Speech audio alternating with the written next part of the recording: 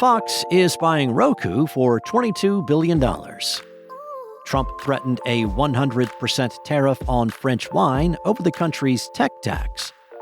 And the UK will ban social media for children under 16. It's Monday, June 15th, and here's a quick look at some of the news happening in and around tech this morning from Engadget.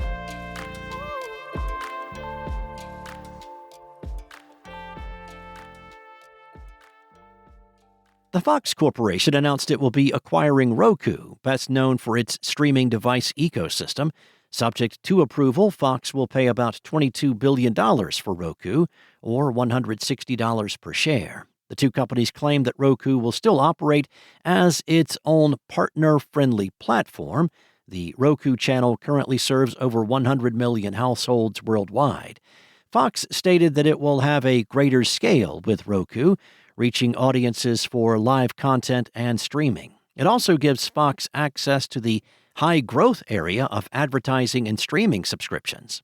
On that note, the company pointed to the deal enhancing its long-term growth profile across streaming and TV. Fox is paying with a combination of cash and some of its Class A common stock.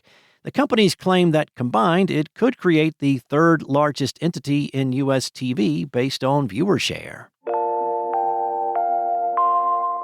Ahead of the G7 conference in France, President Donald Trump is once again threatening massive tariffs on France if it does not remove its 3% digital tax on U.S. tech companies.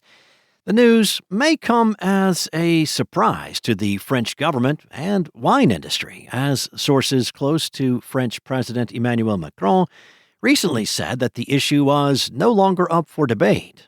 It's likely to become a point of contention at the G7 as the French government probably will not repeal the tax. France's tax on Google, Apple, Facebook, Amazon, and Microsoft is on gross, not net revenue earned by those tech giants.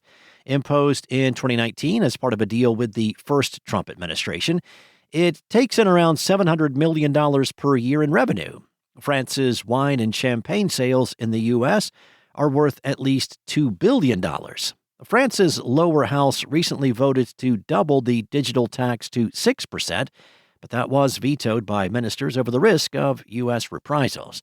Eliminating the tax would be a political gamble in France, as a large chunk of voters in the nation are concerned about a dependence on U.S. tech. Now, Trump is increasingly seen as an attack dog for big tech, using tariffs as a cudgel to force nations to drop digital taxes and levies. U.S. companies have also urged Trump to punish nations like Australia over social media bans and the use of news media in search results. Canada, for one, repealed its digital tax in 2025 following pressure from the Trump administration. Other blocs have resisted, though, including the UK, which has retained its own 2% digital services tax. The U.S. president often makes tariff threats, so the latest could be another taco bluff designed to extract concessions in other areas. And if the wine levy was applied, it could be quickly slapped down in a trade court like Trump's previous tariffs. Still, it will no doubt precipitate one or more sit-down sessions between the U.S. and French heads of state.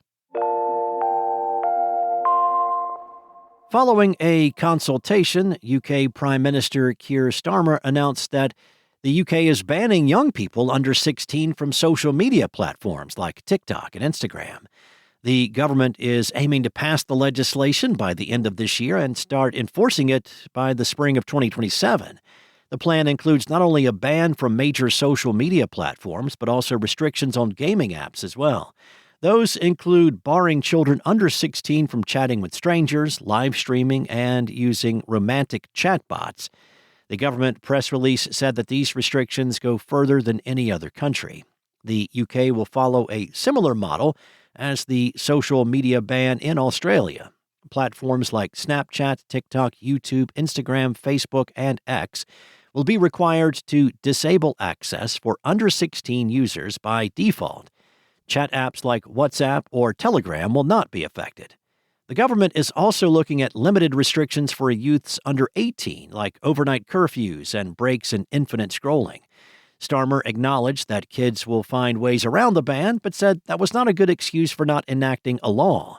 In January, the UK government launched the Growing Up in the Online World consultation into social media for kids, requesting feedback on whether and how to enforce that limit. The results of the UK consultation showed that 9 in 10 parents supported a minimum age of 16 for accessing social media apps. At the same time, the Prime Minister added that the ban does not mean the UK is anti-tech. The government has yet to release details on ID or other enforcement mechanisms. Thanks for listening. There's more tech news at Engadget.com. This episode featured journalism from Sarah Fielding and Steve Dent. Enjoy your day. I'll be back tomorrow with more tech news from Engadget.